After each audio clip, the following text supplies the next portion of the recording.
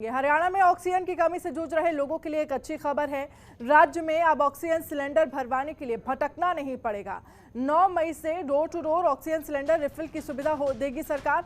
मरीज या परिजनों को ऑनलाइन आवेदन करना होगा जरूरी। मुख्यमंत्री के एसीएस ने जिला के नोडल अधिकारियों को ये निर्देश दिए हैं, तो ये एक अच्छी खबर है हरियाणा के मरीजों के लिए कि अब आपको ऑक्सीजन के लिए भटकना नहीं पड़ेगा। कम से कम डोर टू डोर सुविधा अब सरकार की तरफ से चलाई जा रही है। इसके लिए आपको ऑनलाइन रजिस्ट्रेशन करना होगा।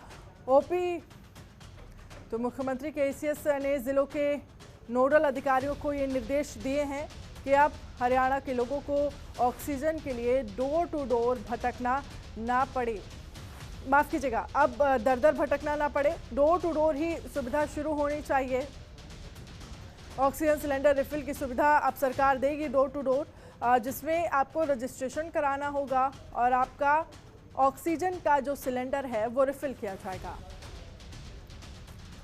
ओपी शर्मा हमारे साथ ज़्यादा जानकारी के लिए लाइव बने हुए हैं। ओपी शर्मा, जिस तरह से देखा जाए अब ऑक्सीजन सिलेंडर के लिए लोगों को दर दर भटकना नहीं पड़ेगा, डोर टू डोर सुविधा उपलब्ध कराई जा रही है, लेकिन ये कैसे कारगर होगा क्योंकि एक बड़ी संख्या होगी मरीजों की, और कैसे ये सिलेंडर रिफिल किए जाएंगे?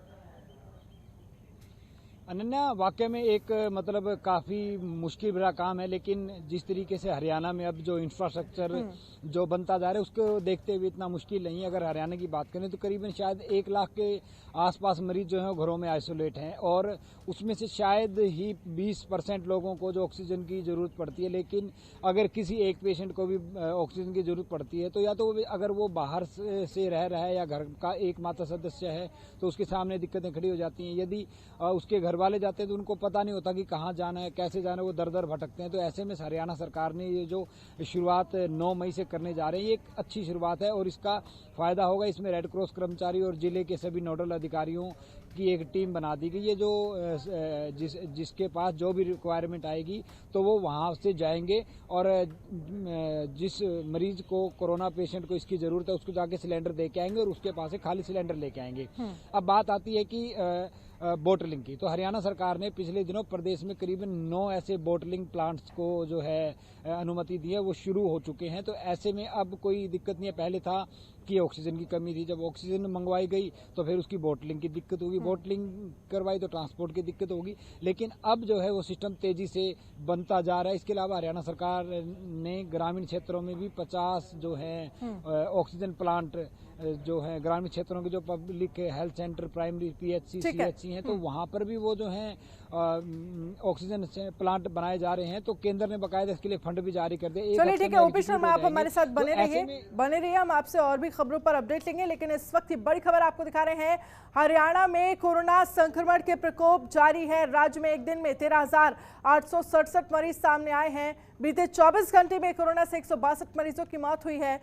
तो राज्य में अब तक 5,299 मरीजों की कोरोना से मौत हुई है। एक दिन में 13,584 लोग कोरोना से ठीक हुए हैं। राज्य में 42,29,186 को लग चुकी है वैक्सीन।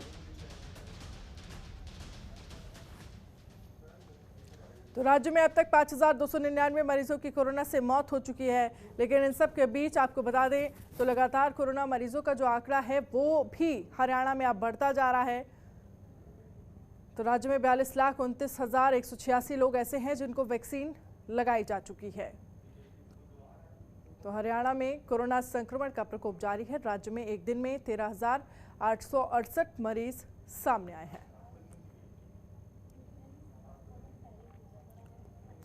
और वहीं बीते 24 घंटे में कोरोना से जो मौत का आंकड़ा है वो भी बढ़ रहा है।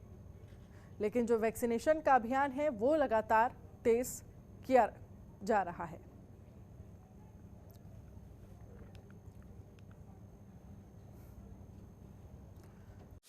खबरों के निष्पक्ष विश्लेषण के लिए सब्सक्राइब करें Jantantra TV and press the bell icon. Never miss any update.